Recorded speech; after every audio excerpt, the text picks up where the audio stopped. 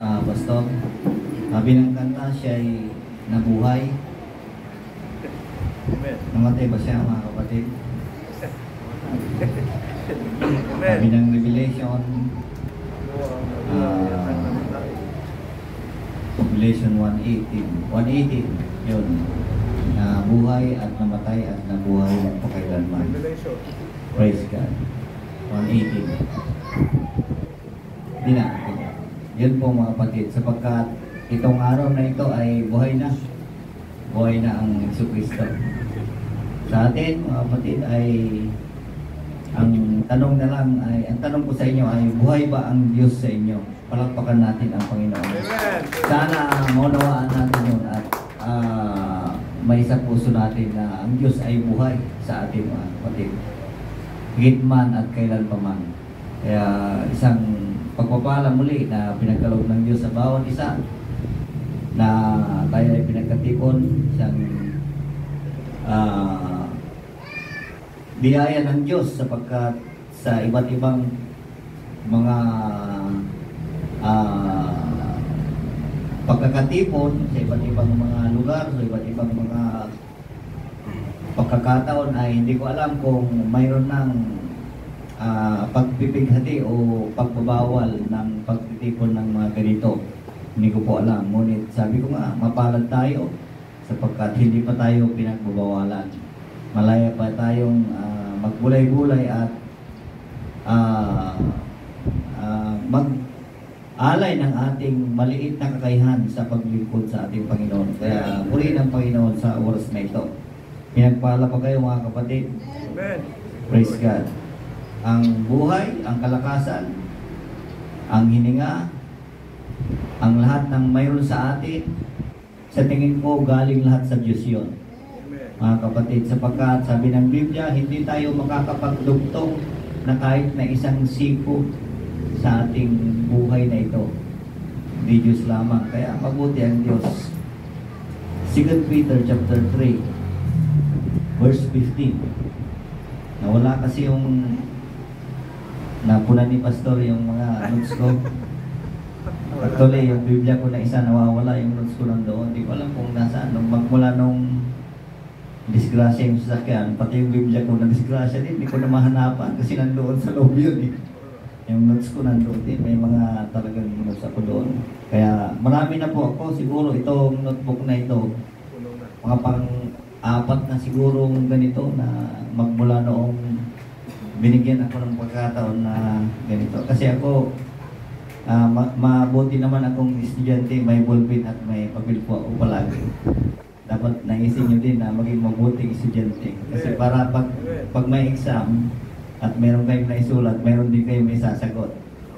Sa bagay, may cellphone naman na ngayon. Hindi ko rin kabisado minsan kasi kung paano mag-record dito eh. Okay din lang naman yun, mga kapatid. Praise God. Kaya mahalaga ang Biblia palagi na kasama natin sapagkat hindi labat na pagkakataon ay nandyan si Brother Gideon. Siyempre pag minsan wala siya, may date siya, kaya walang walang visual mga kapatid. Kaya dalhin pa rin natin yung Biblia. 2 Peter chapter 3 verse 15. Okay lang ba na pabalik na tayo magbasa? Pataas. Hindi, kasi sabi ni Pastor may pagbabago eh, kaya pabaliktad naman. Ang inyong ariin na ang pagpapahinood ng ating Panginoon ay pagliligtas, na gaya rin naman ni Pablo na ating minamahal na kapatid, na ayon sa karunungan ibinigay sa kanya ay sinulatan ko kayo. 14. Kaya nga mga minamahal, yamang kayo nagsisipaghintay ng mga bagay na ito, ay pagsikapan ninyong masumpungan kayo sa kapayapaan na walang dungis at walang kapintasan sa paningin niya. 13. Ngunit ayon sa kanyang pangako ay naghihintay tayo ng bagong langit at ng bagong lupa na tinahanan ng katwiran. Verse ano tayo? 12. Na ating hinihintay at pinakananasa ang pagdating ng kaarawan ng Diyos. Na dahil dito ang sangkalangitan ay nagniningas, ay mapupugnaw at ang mga bagay sa langit ay matutunaw sa matinding init. delikado talaga yung mga medyo may high blood o sino bang takot sa mainit. Mga gumagamit ng mga glota, takot sa mainit ang mga yan. Pero kami hindi eh. Talagang wala kaming pakialam sa mainit. Sa mga kulay na ganito, hindi talaga tinatablan na yata mga kapatid. Sana 11. Yamang ang lahat ng mga bagay na ito ay mapupugnaw ng ganito. Ano nga ang anyo ng mga pagkatao ang nararapat sa inyo sa banal na pamumuhay at pagkamawain? Kaya kung may Biblia kayo, masahin nyo na hindi pa baliktad, mas maliwanag. Yun ang sekreto. Okay, wala kayong Biblia mga kapatid. Praise God. Sana ba tayo? Naintindihan nyo, mas mahirap yata pabaliktad eh. Verse 50, tingnan natin. Sa English, mas maganda. An account that the long suffering of our Lord is salvation, even as a beloved, wonderful, also according to wisdom given unto him, hath written unto you. Long suffering, mga kapatid, kung pag-uusapan ay yung mahabang sakripisyo sa mga naunang lingkod ng Panginoon, sa panahon ng mga propeta at sa panahon natin, ay madali na lang para sa atin, mga kapatid. Kasi sabi ko nga, linggo na lang yung suffering natin, yung sakripisyo natin. Sila, si Apostol Pablo, nung panahon nila, mga apostol o mga lingkod nila doon, parang halos araw-araw yata gusto nilang kasama ang Kristo. Araw-araw gusto nilang makinig ng salita ng Diyos. Araw-araw gusto nilang maglingkod. Kaya may sabi si Apostol Pablo diyan na patayin ninyo ang inyong sarili sa mga bagay siguro. Alam mo, totoo po yun mga kapatid. Kung gusto nating maging mabuting naglilingkod o masunurin, ay kailangan patayin natin yung sariling ito. Yung long suffering, alam nyo ba, ang sa akin long suffering, hindi lang maikli yan, mahaba po yan. Kaya sila, ng panahon nila, ay hinintay na nila ang Kristo, na hindi na nasa nila talaga na magkaroon ng kaganapan yung mga sinabi na babalik ang Kristo. Kaya sabi ni Apostol Pablo, mahaba talagang sakripisyo. Wala na sila. Patay na. Kaya tayo, hanggang kailan kaya na abutin tayo ng paghihintay, mga kapatid? Yung sinasabing nung suffering, alam nyo ba ang mga Israelites, mga kapatid, walang pagtitiis din ang mga yan. Hindi talaga makakapagtiis, parang gusto lang nila talaga yung pagpapala. Gusto lang talaga nila ng paan. Ang Israel, mga kapatid, sa paglilingkod, marami silang ginawa talaga na hindi pagsunod sa Diyos. Sa lumang tipan, ano ang pinaka-ayaw ng Diyos sa kanila, mga kapatid, na dapat nilang gawin? Alam nyo ba kung ano? Yung sumamba sa, yung Nicolaitans na sinasabi ng pastor, yung sumamba sa Diyos-Diyosan. Sabi ng Old Testament, huwag kang magkaroon ng ibang Diyos liban sa akin. Ecclesiastes chapter 14 verse 11, tingnan nyo yung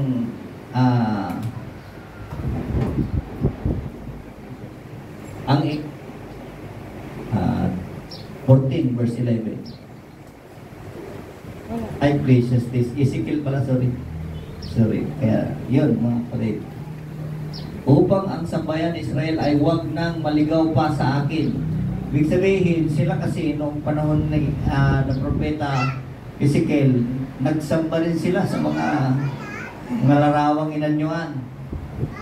Mahawa pa man ng lahat nilang pagsalangsang, kundi upang sila'y maging aking bayan at ako'y maging Diyos, sabi ng Panginoong Diyos. Tignan nyo mga kapatid, yung pangako ng Diyos, Dahil sa pagsamba nila sa mga Diyos-Diyusan o ito siguro yung mga Nicolaitans na sinasabi doon sa Revelation. Pero kung maglilingkod tayo, maglilingkod sila, sila ay magiging bayan. Parang gusto kong i-unay tayo sa yung sa Romans chapter 9 verse 25-26. Maging bayan, magiging kanilang Diyos. Parang maganda, parang napakagandang pakinggan mga kapatid. Yung long suffering na sinasabi doon sa Peter mga kapatid, alam nyo, yung sa akin, para sa akin, ang pinakamahirap na sakripisyo ng isang tao na sa panahon natin, alam nyo kung ano? Yung tanggihan mo yung mundong ito. Bakit? Sino bang ayaw na magkaroon ng air condition sa bahay? Ay, mainit ngayon. Talagang sobrang init. Kahit na gusto mong talaga, kahit na anong yung heat stroke ang delikado. Yung mga bagay na sino bang gustong mag-travel abroad? May mga kapatid tayo na sawang-sawa na yata sa mga ibang bansa kung saan. Hinihimok kami mga kapatid na gusto rin yung mga kapamilya na hinihimok kami na magpapasyal din sa ibang bansa. Alam niyo ang ginakatakot ko, parang ayoko. Baka hindi ako makabalik sa Pilipinas. Sa totoo lang, dahil nga sa aral. Sabi nila, 2 weeks lang naman eh. Sandali lang. Oo, sandali. Bakit? Alam mo ba ang buhay mo sa kinabukasan? Ano bang sabi ng Biblia? Psalms ba yun o Proverbs 27:1? Do not boast thyself tomorrow. Tingnan mo. Mahirap talagang mag-memory verse. Psalms ba yun o Proverbs 27:1? Tingnan mo, maliban doon. Tingnan mo kung Psalms. Kung hindi Psalms, ito. Hindi, sa Proverbs pala. Ayan. Huwag mong ipagambog ang bukas sapagkat hindi mo nalaman kung anong ilalabas ng ibang araw. Yun, doon ako natatakot na gusto ko rin na yung mga ganyan na bagay, mga kapatid. Yun yung pinakatitiisin natin na bilang isang tao. Kasi mabilis na lang ang mag-travel ngayon. Hindi na kagaya ng mga unang panahon na parang napakahirap. Ngayon, mayroon ka lang ng magkano. So, sa mga Asia lang, mayroon kang 20,000 o 30,000. Nandun ka na sa Singapore, nandun ka na sa Hong Kong, nandun ka na sa Thailand, sa Japan. Madali lang ngayon, mga kapatid. Kaya lang, ito yung sakripisyo na mahirap gawin ng isang tao. Na tatanggihan mo yung mga bagay na maganda. Maganda mga kapatid. Hindi naman siguro masama mga kapatid. Pero para sa akin lang naman. Ito para sa akin. Kasi nga hindi mo alam yung bukas. Yung West Philippines medyo delikado. Baka hindi ka na makabalik. Baka nagputo ka dyan. Hindi na makabalik ang tao. Mahirap na mga kapatid. Kaya yun yung mga bagay. Tatanggihan mo yung mga bagay na mayroon o pwedeng i-offer ng sanlibutan ito. Yun yung sakripisyo mga kapatid. Yun yung alam ko na sakripisyo na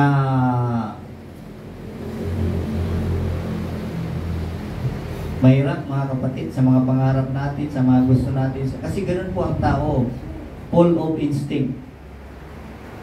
Umiikot. Nag-iisip tayo kung anong maganda para sa atin, para sa atin, para sa atin lang, para sa atin, para sa atin. Mga kapatid, balik po doon sa 14 na lang, 14. O sa 15 muna. Peter. Sigan Peter. Ayan o. Nagaya rin naman ni Pablo na ating minamahal na kapatid ng karunong ay binigay sa kanya ay sinulatan ko kayo. 14. Kaya nga mga minamahal, yamang kayo ay nagsisipaghintay ng mga bagay. Pagsikapan ninyo, masapuan kayong sa kapayapaan. Ang term dito, pagsikapan. Pero sa English, may pagkakaiba. Ayan o. Ye may be found on him in peace. Sa Tagalog, pagsikapan. Pero sa English, masumpungan, may kapayapaan. Without spot and blameless, sabi doon mga kapatid. Ito yung sa panahon natin, hindi natin, ito yung pinakamahirap na katwiran ng Biblia mga kapatid. Aminin nyo mga kapatid na sa panahon natin, ganyan din sa mga driver. Talagang nakakainit lang ng ulo mga kapatid, talaga na napakahirap. Kaya ito yung gusto kong i-exercise sa aking sarili mga kapatid, na magkaroon ng, sige sa Tagalog na lang, brother, magkaroon ng, masumpungan kayong sa kapayapaan. Alam nyo mga kapatid, yung kapayapaan, ang kabaliktaran yan, alam nyo bang kabaliktaran ng kapayapaan? Kaguluhan. Kaya nga yun yung sinisigaw ngayon ng mundo na magkaroon ng kapayapaan. Pero dito mga kapatid, hindi tungkol doon sa mundo ang ibig sabihin ni Apostol Pablo, kundi tungkol doon sa kapwa at sa sarili natin. Sapagkat kung wala kang, mag-isa mo lang sa bahay, hindi ka lalabas, doon ka lang, may kapayapaan ka. Hindi ka makikipag-usap sa sinuman, may kapayapaan ka, mga kapatid. Sigurado yan. Sa tao. Pero sa sarili mo, wala kang kapayapaan. Kasi gusto mo naman lumabas, gusto mo naman makikon sa tao, gusto mo naman makita yung mundo. Sino ba naman tao, parang nasa bilibid ka noon, nakakulong ka, nakaditin ka. May kapayapaan sa yung iba, pero sa sarili mo, wala kang kapayapaan, mga kapatid. Yun ang ibig sabihin. Kaya, ito ang pinakamahirap, mga kapatid, na katwiran ng Biblia, yung kapayapaan. Romans chapter 12, verse 18. Kung maaari, ayon sa inyong magkakaya, ay magkaroon kayo ng kapayapaan sa lahat ng mga tao. Parang ganun din sa nabasa natin, mga kapatid. Ito yung katwiran ng Biblia na napakaganda, mga kapatid. Ito patotoo ko, mga kapatid. Hindi ko alam niyo na siguro ito. Doon sa Sidar, nakabangga daw ako ng manok, yung sulok, yung hulo, yung malalaki na pansabong, yung pang bulang. Akalain mong, at na time na nandoon si Pastor Louie, sabi ni Pastor Louie, Brad, sabi niya sa tagalabas tagalabas siya. Sabi niya, kung nasagasaan man ng sasakyan ng ni Brother Joseph yan, hindi na buhay yan, kasi buhay paalang kasi sa laki ng gulong yan, buong katawan yan, maararo niya. Kasi may kasunod akong mga tricycle sa likod. Sabi nung isa, hindi siya, nung nalaman nila, hindi si Brother Joseph ang nakadisgrasya, yung mga tricycle na sumusunod. Ipilit niya sa akin na bayaran ng 5,000. Naisip ko, mga kapatid, sa lugar na yon, ini-exercise nila yung kapayapaan at sa kapag-ibig. Sabi ko, ano kaya maging desisyon ko? Sabi ko, ngayon, kung dadaanin ko sa barangay, mag-usap kami sa barangay, kahit na 5, hindi ko babayaran yung manok niya kasi nasa kalsada. Naisip ko, kung gano'n ang gagawin ko, baka susunod na punta ka doon, yung tagalabas, magiging kaaway niya na ako. Hindi niya na ako re-respetuhin. Magkakaroon kami ng parang quarrel o yung gossip na. Kasi ipipilit ko na yung gusto ko, kasi kung batas ang pag-uusapan ng tao, wala akong kasalanan, di ba? Wala akong kasalanan kasi nasa kalsada yung manok niya. Pero alam niyo yung naisip ko, pumasok sa kisipan ko, Dahil nga pinapairal ng mga taga doon at ganoon din ang narinig ko sa mga taga doon na kailangan magkaroon tayo ng kapayapaan, nag-uusap kami. Sige, sabi ko, Brad, ganito na lang. Ang kaya ko lang ibayad dyan, 1,000. 1,000 lang. Ngayon, kung ayaw mo sa gusto mo, wala na akong magagawa. Punta na lang tayo kay Pastor Efren. Sabi ko kasi hindi ko rin alam yung mga batas dito. Kung gusto mo, kausapin na lang natin si Pastor Efren. Ayaw naman niya.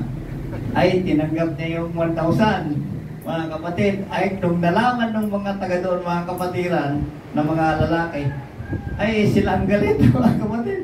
Ay, hindi pwede yan. Ganito, ay, kuha ko, hindi pwede yan. Ay, sabi ko, hindi nila na-gets yung gusto kong mangyari. Yung isang tao, alam nyo, mahinahon siya, nagpagkamisa sa akin. Sa mga tuwid, naging kaibigan ko yung taong yun. Ibig sabihin, sa susunod na magkikita kami, hindi siya magkakaroon ng guilt sa akin. Sapagkat yung gusto niya ay napagbigyan ko. Ganun ang ibig sabihin ng kapayapaan, mga kapatid. Kung pwedeng ayusin, kung pwedeng palagpasin yung mga bagay, isipin natin ang Diyos na mabuti, mga kapatid. Sapagkat kung mainit ang ulo mo at mainit yung ulo niya, baka magbuksing kami sa time na yun. So, totoo lang, oo. Totoo lang. Ang lalaki kasi, ang iniisip agad, yung suntukan ka agad. Hindi iniisip yung mahinahon na kwan. Naisip ko yun dito. Sabi ko, salamat sa Panginoon at yung kapayapaan na itong mga bagay na nababasa natin ay nagre-reflect sa atin, mga kapatid. Hindi kagaya ngayon, mga kapatid. Talagang saan kayo makapunta? Masagi mo lang yung kung ano-anong masagi mo dyan sa daan, magbabarilan o magsusundukan niya, mga kapatid. Dahil walang kapayapaan sa kanilang puso, sa kanilang kaisipan. Magulo talaga ang mundo, mga kapatid. Praise God. Hebrews chapter 12 verse 14.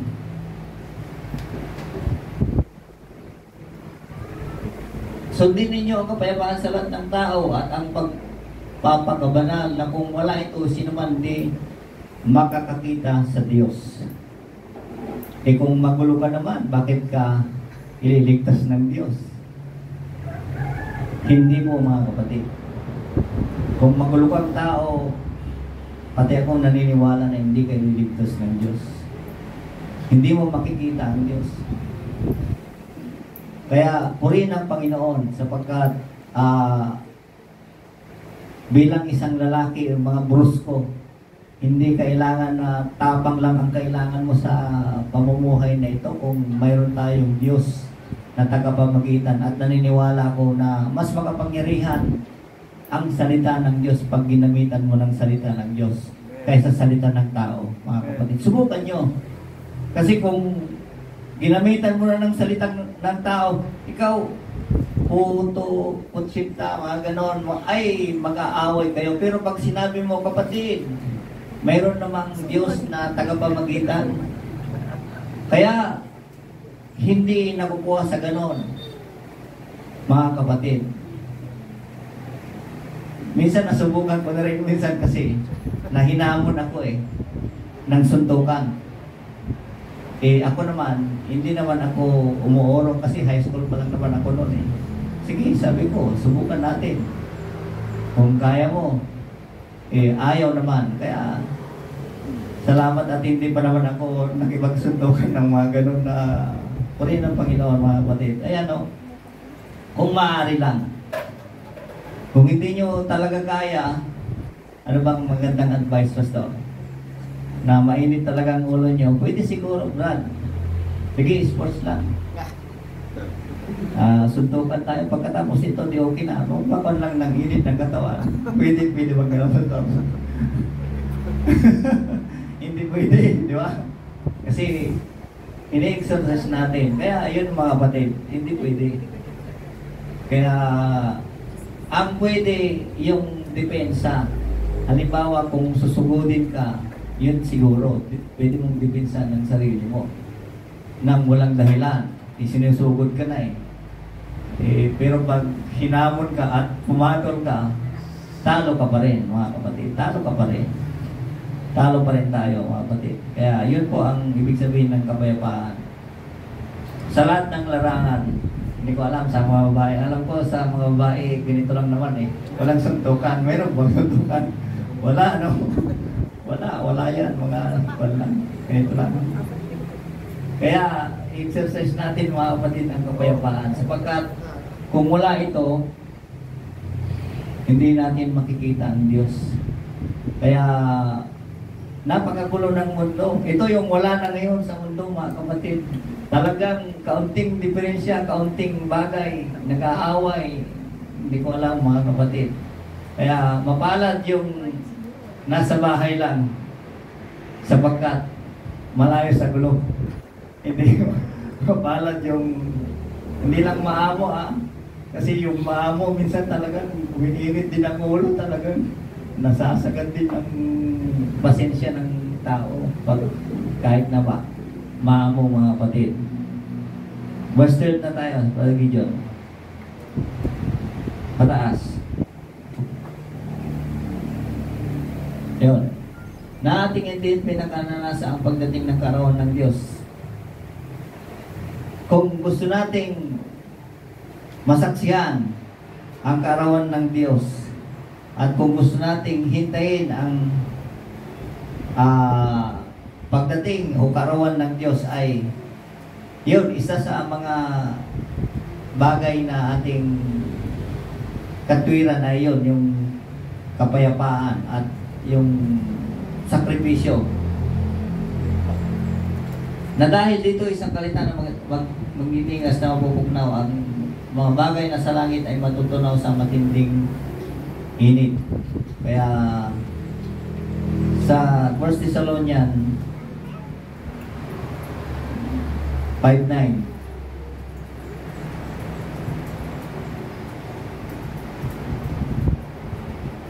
sapagkat tayo ay hindi itinalaga sa galit. Yung kaarawan ng Diyos, ang ibig sabihin nun, mga kapatid, ay galit ng Diyos po yun. Na kung babasahin natin sa saan ba yun? Sa Sipanaya chapter, nakalimutan ko, 3 ba yun? O verse 1 o 1 verse 3, na lahat ng masama ay papatayin. Narinig ko kay Pastor Efrain, hindi na pinag-uusapan daw kung believer ka o mananampalataya ka. Ang term ng Biblia, yung tao masama, period. Kung masama ka, mapapasama ka sa yan, yung pagtunaw, mga kapatid. Mas mapasama ka. Kundi magtamo ng paglili sa pamagitan ng ating Panginoong Kristo. Magtatamo tayo ng kaligtasan sa pamagitan ng ating Panginoong Kristo. Sino ba si Kristo? Ano bang ginawa ni Kristo? Anong mga bagay na ginawa ni Kristo? At nakilala natin si Kristo. Isuot natin ang cross ni Kristo. Mahirap pong gawin yung ginawa ng Kristo, maging sa mga apostol. Pero sikapin natin, mga kapatid.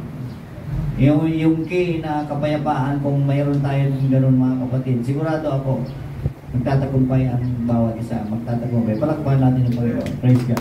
Kaya magandang umaga sa lahat. Natin ang kapayapaan at ang kabanalan. Amen? Na kung sino man ay wala nito, ay hindi nila makikita ang Panginoon. Kaya, amen ba? Sundin natin ang kapayapaan. It's a peace to everyone. Amen? Tuloy yung Panginoon. Nakatuloy yung teacher ni Kiss. Matanda na ako. Lagi na kaganyan. Alam mo, nag-millennial, feeling millennial mo. Which is good na magkaroon tayo ng kapayapaan sa isa't isa. Amen? Peace be with you. Amen? Ang kapayapaan ay manatili sa inyo. Amen? Ganun din sana. Kaya, payapa kayo sa akin. Wala akong anumang sama ng loob sa inyo. At ganun din nawa ako sa inyo. Amen? Kayo sa akin. Huwag tayong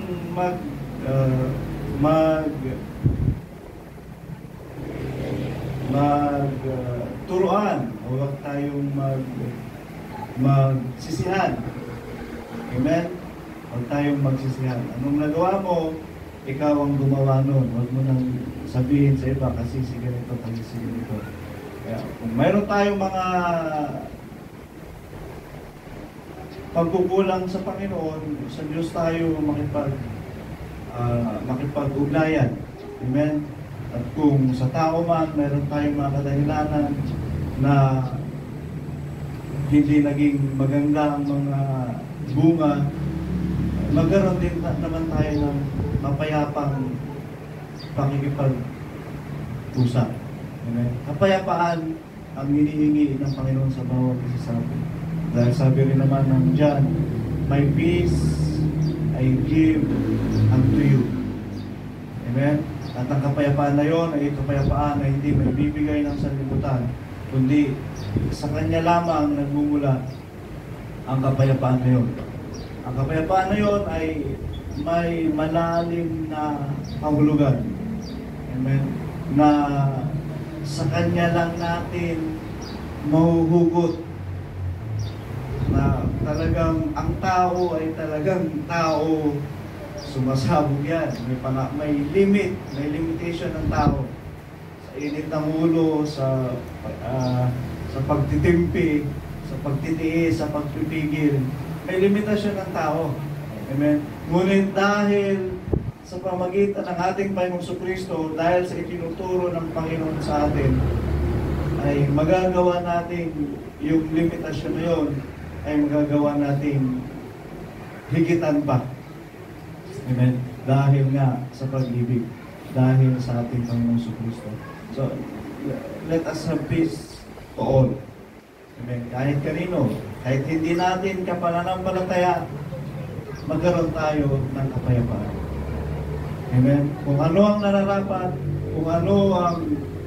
kung ano ang kinakailangan natin gawin para tayo ay mapayapa, yun ang ating gawin. Sino bang nakakalam ng mabuti at ito hindi ginawa? Ikaw ang gordinado pagkatapos sa mga bagay. Amen? Yung 12:14 nga ng Hebrew, sundin natin ang kapayapaan at ang kabanalan sa lahat ng mga tao. Hindi sinasabi niya, kapatiran o hindi, pananampalataya o hindi, masama o mabuti. Amen? Hindi. Sa lahat, kahit sino. At ito na, yung tama sa amin ni Brother Joseph, ito na yung wala sa sanlibutan ngayon. Pati ang kabanalan, nawawala na sa sanlibutan. Amen? Ano ang pumapasok?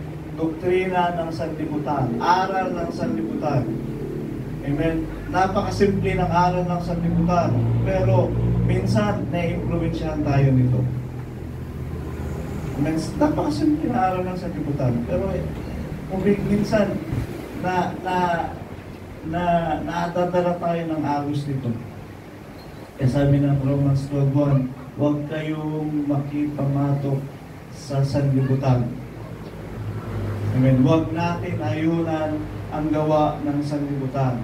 Kaya yung Nicolaitans na yun na sinasabi ng Biblia, ito, yung paligid natin, lahat ng aral na nasa paligid natin, lalong-lalo ng sanlibutan, dahil ang sanlibutan ay hindi pwedeng mag-integrate sa spiritual. Magkalaban talaga yan. Magkaiba talaga yan. Amen? Hindi may maunawaan ng sanlibutan ang patungkol sa spiritual. Ang ginagawa na lamang natin, tayong mga nasa spiritual, inuunawa na lang natin, pero hindi natin sinasangayunan. Amen? So, ganun na lang. Unawain na lang natin para magkaroon tayo ng kapayapaan. Kung kailangan sawayin. Kung kailangan sawatain. Amen? Sa pamagitan ng alin? Ng salita ng Diyos. Amen? Study to show thyself approved to God, a workman that needeth not to be ashamed, rightly dividing the word of truth. At nalaman natin na ang salita ng Diyos na ito ay makapagpapatibay sa atin, makapagpapalago sa atin, at makapagpapadunong sa atin. Amen? Para sa ating ikaliligtas. Ang kabanalan ng kapayapaan nawa ay manatili sa atin. Sa komunidad na ito ng mga mananampalataya, parang hindi ko na masabing iglesia. May mystery dyan. Hindi na tayo itatatag ng Diyos as a church.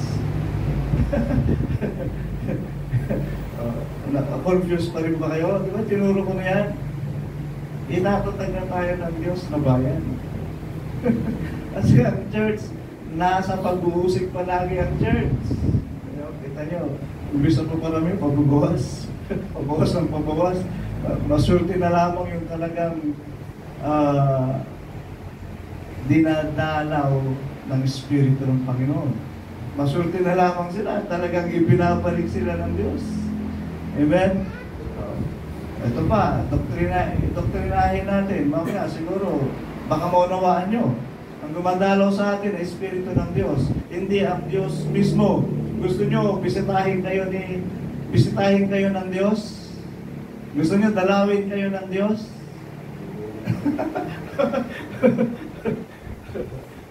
Doktrinahin, mamaya siguro, maunawaan nyo. Huwag nyo hintayin na ang Diyos mismo ang bumaba at dalawin na kayo. Hayaan nyo lang muna na ang Espiritu ng Panginoon ang dumalaw sa atin patungkol sa mga bagay na ito upang tayo ay makapagbalik. Amen. So, ang komunidad na ito ng mga mananampalataya ay inaaralan ng Biblia patungkol sa kapayapaan, patungkol sa kabanalan, patungkol sa katuwiran, patungkol sa salita ng Diyos, upang sa pagbaba ng ating Panginoon Kristo ay makikita natin siya ng mukhaan. Ang mga karapat-dapat ay mananatiling nakatayo at ililigtas ng Diyos. Amen? Ililigtas ng Diyos. Huwag nyo nang hintayin na dalawin kayo ng Diyos na hindi sa panahon. Pero bababa ang Panginoon sa atin sa panahon yung tinatawag na siya ay mag-ahari na dito sa lupa. Pag-aharian na niya tayo. Amen? At ito nga yung mga bagay na gagawin ng Panginoon. Panatilihin natin ito, kapayapaan at kabanalan, upang kung matatag ang bayan ng Diyos, ito ay maluluwan natin. Amen. At napakagandang talata. Noon, ulit-ulit na nating binabasa, ulit-ulit na nating narinig at ipinahayag sa atin. Pero mayroon pang mas malalim na pagpapahayag. Matthew 5:14. Ang ganda, yung memory verse ko kanina. Ayan. Kayo ang ilaw ng sanglibutan, ang isang bayan na natatayo sa ibabaw ng isang bundok ay hindi maitatay. Talagang, ito, ang itinuturo lang sa atin noon, kayo ang ilaw ng sanlibutan, lumiwanag kayo, ipamuhay niyo ang salita ng Diyos. Tama naman. Amen? Tama. Pero, meron pang karugtong. Amen? At yung karugtong na ito ay naiuugnay natin sa panahon natin ngayon. Bakit? Amen? Bakit? Ito na, tinatatag tayo ng Diyos, hindi bilang iglesia, kundi bilang bayan. Romans 9:26. Amen? 9:26. Ayan, mangyanon sa dako, pinagsabihan sa kanila, kayo hindi ko bayan, ngayon ay dyan sila tatawaging mga anak ng Diyos na buhay. Amen? At kung tinawag niya sila mga anak ng Diyos na buhay, ye are the children of God, the living God. kayo na ay tatawagin ng Diyos, itatatag ng Diyos. Yung hindi niya bayan, ngayon ay bayan niya. Dating hindi iniibig, ngayon ay iniibig. Amen? Hosea 2:23, tingnan pa natin. Lumayo ba tayo? Ang aking itatatag siya para sa akin sa lupa. Alin? Itatatag niya ang alin? Na ako'y magdadalang habag sa kanya na hindi nagtamo ng kahabagan, at aking sasabihin sa kanila na hindi ko bayan, ikaw ay aking bayan. Mga bagay na lumiliwanag sa atin ngayon dahil nagaganap ang salita ng Diyos, ipinapahayag sa atin ng Espiritu mga bagay na ito. Ikaw ay aking bayan, at siya magsasabi, ikaw ay aking Diyos. Bakit? Mga anak ng Diyos. At sasabihin natin, ikaw ang aming Diyos. So, yung pag-uugnay, yung pagpapaliwanag sa atin ng mga talatang ito ay hindi noon itinuturo. Amen? Dahil hindi pa nga pinapahintulutan at hindi pa sa panahon. Amen? Hindi pa sa panahon. Pero nakita natin ngayon. Pati nga yung Matthew, kayo ang ilaw ng sanlibutan. Ngayon, may bayan na nakasunod. Amen? At ang bayan na yon ay hindi maitatago. Mahahayag siya bilang ilaw, mahahayag siya ayon sa kaluwalhatian ng Diyos na itinalaga para sa Kanya. May bayan na itinatangi ang Diyos, may bayan na itinatatag ang Diyos. Amen? At walang ibang samahan ng mananampalataya na naghahanda ng isang bayan, kundi yung kanyang mga pinagpahayagan. At purihin ng Panginoon, ito na. Salamat sa Diyos. Kaya sa atin, sa lahat ng mga bagay na ito ay tinuturuan tayo ng Panginoon. Amen. Kaya panatilihin natin ang kapayapaan sa bawat isa at manatili tayo sa kabalaran ayon sa katuwiran na tinuro sa atin ng Diyos. Nangungusap na sa atin ang salita ng Panginoon. Ulitin ko, huwag nating hayaan dalawin kayo ng Diyos mismo sa harap ninyo.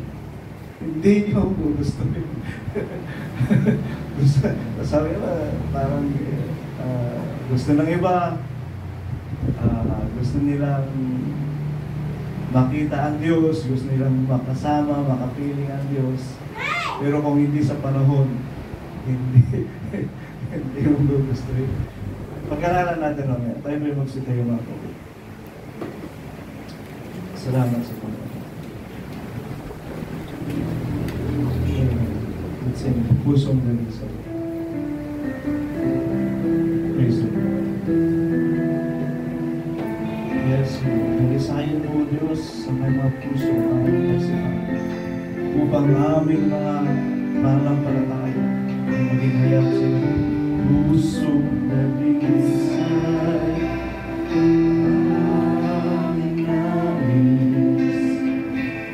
Ilayin mo, Diyos, para sa akin. Heart that hides your word, that's sacred and pure. Heart that's sanctified. The one who rule and reign.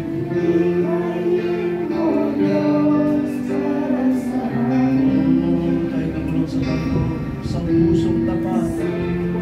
O Lord, narito kami, O Diyos, sa iyong harapan at sa iyong paanan sa iyo. Sasatin mo kami sa aming pagdulog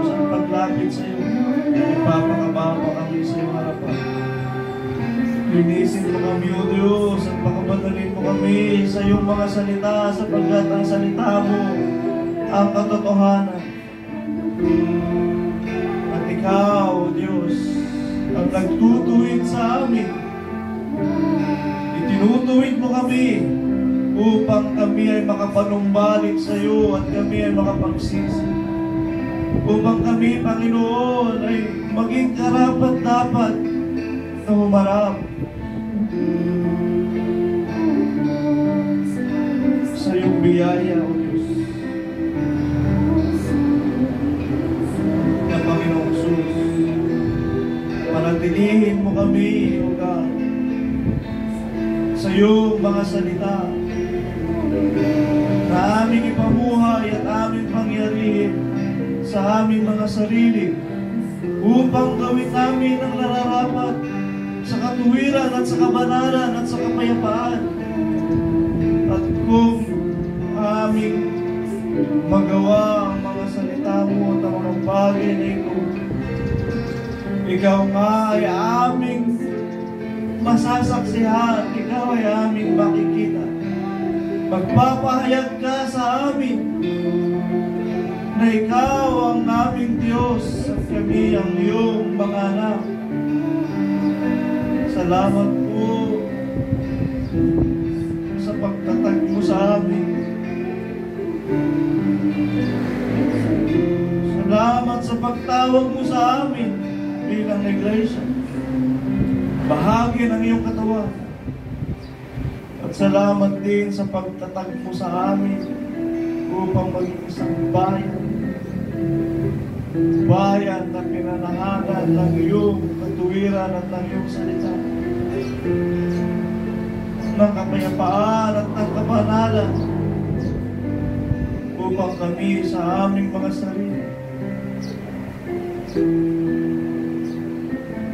ay walang anumang may dahilan, kundi aming sasabihin, ikaw ang aming Diyos.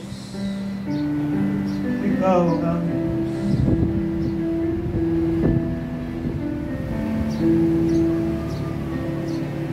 Sapagkat inibig mo kami ng walang hanggang pag-ibig na iyong pinangyari ang iyong sariling kalooban sa kapanahunan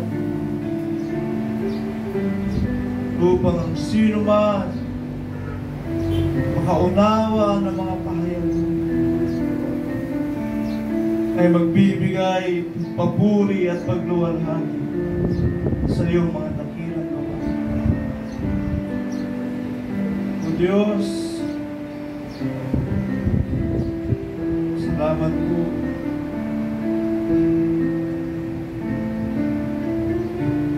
sa iyong kahabagan at sa iyong awa na patuloy na dumadaloy sa amin. Patuloy, O Diyos, ang iyong pag-iingat. Patuloy ang iyong paggabay sa amin. Patuloy mo kaming pinagtatagumpay. Patuloy mo kaming binibigyan ng pagkakataon upang ang pagkakataon niyo ay maging biyaya sa amin.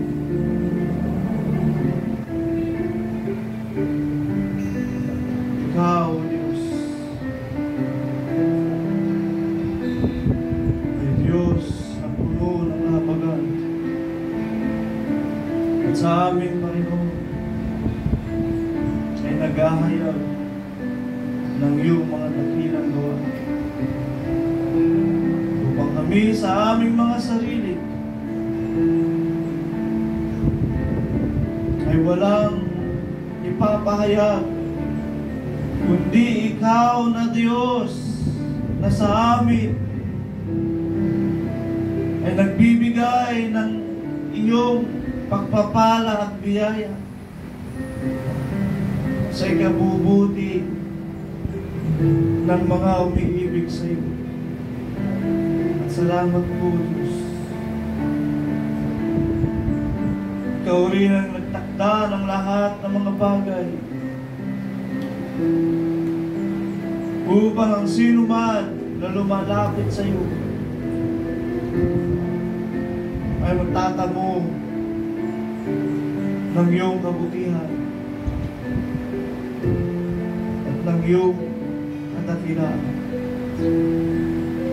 Panginoong Sus, mayroon kaming mga karaingan, mga mahal namin sa buhay. Diyos, ang aming mga kamag-anak na wala sa amin, tabi sa malayong lugar. Idaloy mo rin po, Panginoon, ang iyong kahabagan, ang iyong biyaya, ang iyong salita, ang iyong katuwiran sa lahat upang magsabuti naman sila ng iyong paglingap at pagkilos. Panginoon, nawa lahat kami ay magtumibay sa aming pananampalataya at magtagumpay sa aming mga ginagawa. Salamat po, Diyos, na ikaw patuloy na nagpapakilala sa amin ng higit pa sa aming mga naunawaan noon at ngayon, higit pa sa mga bagay na aming nabasa ang maligid, sapagkat ang kadakilaan ng iyong pagiging Diyos